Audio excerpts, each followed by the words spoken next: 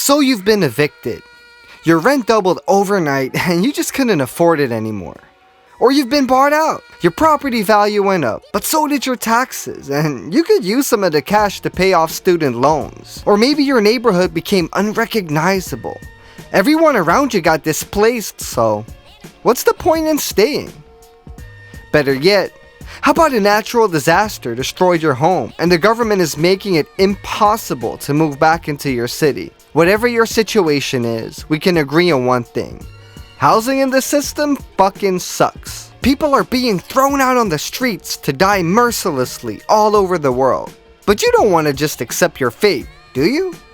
You want to know why the fuck this is happening. So you go on Google and search, why is the rent so high?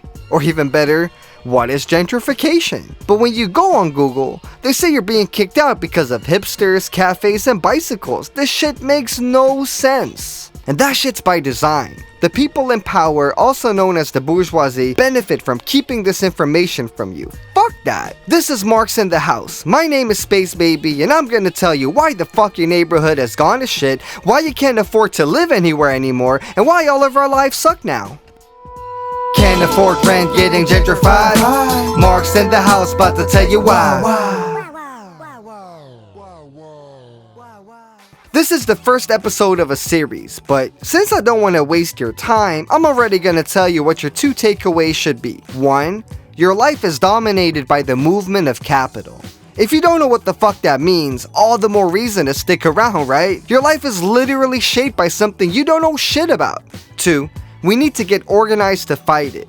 Listen, we all know your landlord's an asshole, but so is everyone else's. So in this series, we're not going to look at individuals, but economic systems. Why? Because that's the only way to truly understand the fuck shit we're going through. As you watch this series, you're going to get a lot of information about how fucked up the world is, and it might be more fucked up than you think. First, you'll feel defeated, and that's fine, it's a human response.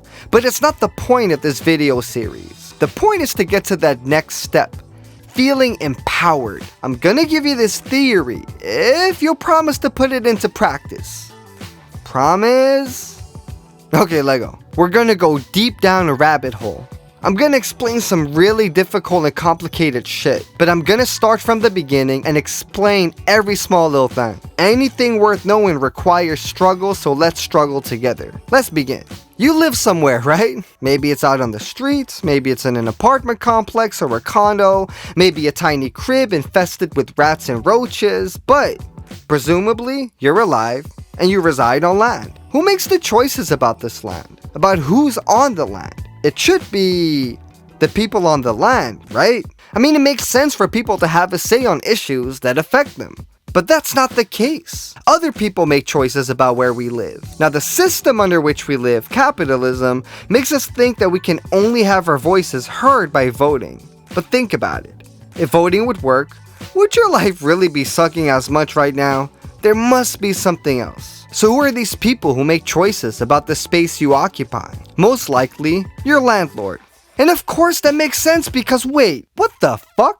A landlord? Where the hell did they come from? You live somewhere, yet there's a lord who makes the decisions about the space for you. And not even that, but you're given half your paycheck, probably more, to someone else. So you have a place to shit and sleep. That person isn't even there. Why do we go through this fucking madness? Wait.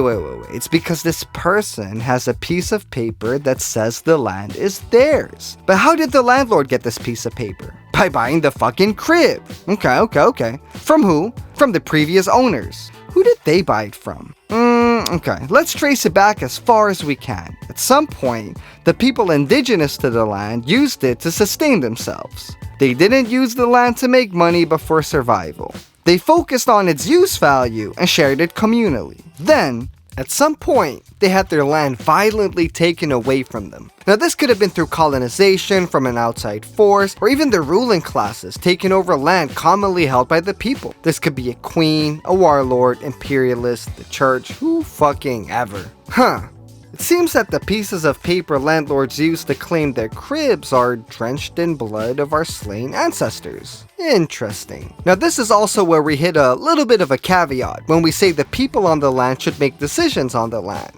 Because whenever you're dealing with cycles of displacement, you have to trace back to who has a rightful claim to the land. This is a really complicated issue that I won't be discussing at all in this video series, but absolutely will in the future. I'll just throw out the following. If you don't support the reclamation of land to indigenous people, then you're supporting the actual genocide of many indigenous people still ongoing all over the globe. Do a little bit of research. What's the history of the land that you're on? What are the colonial relations still governing it? Now, what we are going to look at, of course, is the economic system that drove white people to make those treaties in the first place, which is capitalism. So let's get back to the program. In a lot of cases nowadays, your landlord isn't even an individual lord. Remember when I said that your life is ruled by the movement of capital? Well, your building could belong to a portfolio of investors from Argentina to South Africa to Denmark and Japan. They could each own 1/50th of your crib. They wait till it goes up in value, then sell their ownership, without ever seeing the crib. And I keep coming back to it, none of this makes sense. But okay, let's say none of this shit apply to you because you're a baller. You own your own crib. Doesn't that make you the exception? No. In the end, the land you're on belongs to the state. The state can literally take away your land by raising taxes that you can't pay, or call on laws like eminent domain to kick you out. It's great that you own a crib, but what happens when you lose your job? How are you gonna pay for your mortgage? Okay, let's make things a little bit more interesting. What if you'd stop paying your mortgage or rent? Whew, just the thought brings chills to my spine. Why would you pay just to keep existing, right?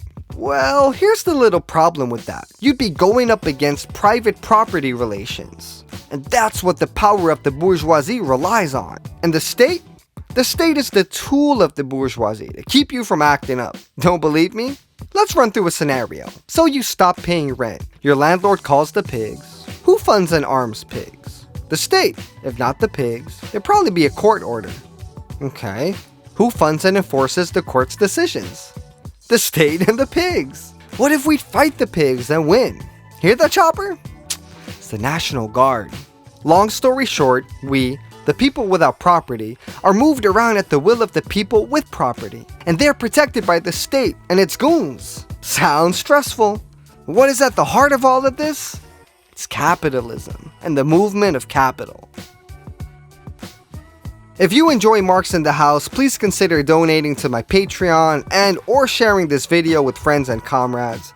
It's my goal to make a lot more video series analyzing art, history, and politics through a Marxist lens. If you enjoyed this video, you'll enjoy the other ones that magically popped up on the screen. And while I'm shamelessly plugging away, look up Space Baby on Spotify to check out my music. Peace, love and solidarity. Space Baby out.